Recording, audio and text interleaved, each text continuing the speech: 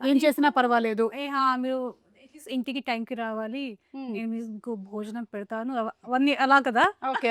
అని ఈ రోజు కొంచెం కొంచెం మారింది. డిఫరెంట్ మారింది. ఇప్పుడు సారీ, ఇప్పుడు కొంచెం ఇప్పుడు ఇట్స్ బ్యాలెన్స్డ్.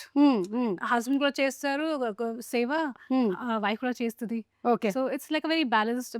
కానీ హస్బెండ్ ఇలాంటి సిచ్యుయేషన్ చేసి ఇలాంటి ఇలకత మఫ్లియాలు చేస్తే ఇలాంటి ఫ్రెండ్షిప్ అదే ఇలాంటి ఫ్రెండ్షిప్పే ఇలకత మఫ్లియా అది.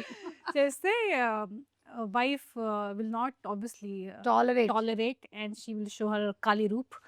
అండ్ ఇప్పుడు ఖాళీ రూప్ ఈజీగా వస్తుంది. కరెక్ట్. అండ్ ఇప్పుడు ఏంటంటే అవేర్నెస్ కూడా చాలా ఎక్కువైపోయింది కాబట్టి అమ్మాయిలకి కూడా వాళ్ళకి ఉండాల్సిన లాస్ ఏంటో తెలుసు, అలాగే అబ్బాయిలకి కూడా తెలుసు. సో ఇద్దరు కూడా సమానంగా వర్క్స్ చేసుకోవాలి అనుకునేటువంటి వాళ్ళు చాలా ఎక్కువ మందే ఉన్నారు. పేషెన్స్ కూడా కొంచెం తక్కువైంది. ఎస్. కానీ ఇప్పుడు ఇదంతా జరగడానికి గల కారణం మీరేనంట.